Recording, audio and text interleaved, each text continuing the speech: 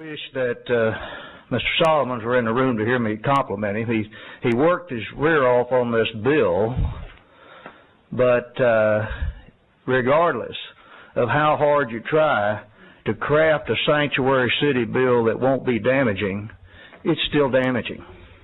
But the worst part of this bill is that now Tommy Williams has hung he's made law what the Department of Public Safety made as an administrative decision in March of '9, which is about as silly as refusing a vaccination to any kids of illegal immigrants. We sold people trucks and cars, and for years, since 1986 we've been doing this. We sell them trucks and cars, and we give them driver's license, and then in 2009, with an administrative decision, we decided not to renew the driver's license, and both my governor and Tommy tell us now if we make that law, it's going to make Texans safer. Safer, okay? They're still going to drive, folks, but they're not going to have insurance because they can't buy it. Do you think they might leave the scene of an accident? Now, to top it off, regardless of how well the bill was crafted, and Bert Solomons worked hard at it, okay? He actually even did tweak some words through one of my requests, and we appreciate that. But the bill, as our police chiefs have pointed out, and you've heard here this evening, the bill is going to destroy the ability in the neighborhood to get the typical Hispanics who are related to somebody who is illegal. If they're not illegal themselves, they're probably related to somebody that is. They're going to be reluctant to talk. And so, guys, if with a Republican-controlled, and Byron, I'm sorry, you're the only one left in the room, all right? But with a Republican-controlled legislature that was dedicated not to pass a bill that had an unfunded mandate. Thank you, Representative Guerin. I appreciate you coming back in. With a Republican-controlled legislature guaranteeing us we were not going to get any unfunded mandates, folks, we got it. We got it. This bill, there is the only reason for passing this bill is to please Governor Perry. And the governor has gotten lousy advice from David Corney and Ray Sullivan and the rest of them. I'm sorry. He got lousy advice. If he wanted a winning campaign, he's got loser pay. He got sonogram bill. We got photo voter ID, and we could pass John Garza's resolution that tells the federal government, secure our stinking borders and get on with the immigration control. It's your job. It's in Washington. It's not the job of this state legislature. You folks have worked yourself to death on this stuff, and I have grown to have a great appreciation for all of you. I think you've all done a heck of a job. I can't even imagine why you would even consider running for office again. I thank God you do, because I know you people are serious about trying to get good legislation. God bless you for listening to me one more time.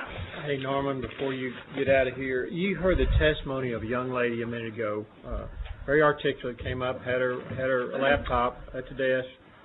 She went through, she came here, as I understand it, starting the 8th grade, went through our public schools, graduated from the University of Texas, and now the pharmacy school. As we're going, does she have any prospect of getting a job? Well, she is exactly like the student I told you about. My secretary has a 22-year-old, came here at 1 year of age, just graduated from the University of Texas with honors, used to have a driver's license, cannot get a driver's license, cannot get a Social Security card unless she goes to Fiesta Mart, wherever they get them, okay? She can't get a real Social Security card, and this is a dedicated young Christian girl. She does not want to have a fraudulent card. So the only way she can get employment without faking a card and going to work where they'll deduct and match taxes is to go be misclassified, which is where we run all these people if we pass an E-Verify of any kind, thank God you didn't do that, but Lamar's trying to do it now, nationally. We pass E-Verify, runs them from a payroll where they are paying taxes and employer is matching. So her solution, to answer your question, her solution is she has to move back to her country of origin. She has to live there 10 years where she has no family and no income and then apply. It's about a 15-year process if she can get approved. Slow down just a minute. If anybody hadn't heard Norman, he does get... I am a little bit excited. Slow down just a minute. So she has to go back. She has to spend 10 years. Then she can come back. No, she gets 10 years before she can apply. Right. So basically she'll be retirement age before she could apply. Amen.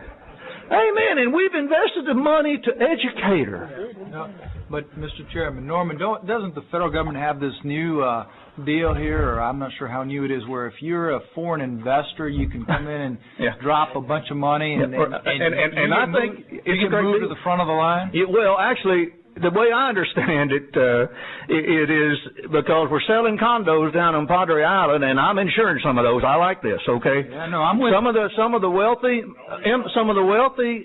folks in Mexico, especially in Monterey right now. I'd be one of them in line. If they invest $500,000, they get a permanent residency card. Like that. Okay, amen. Yeah. So, and frankly... yeah, you can buy your visa, in other words. Exactly, you can. But now, that's a good thing.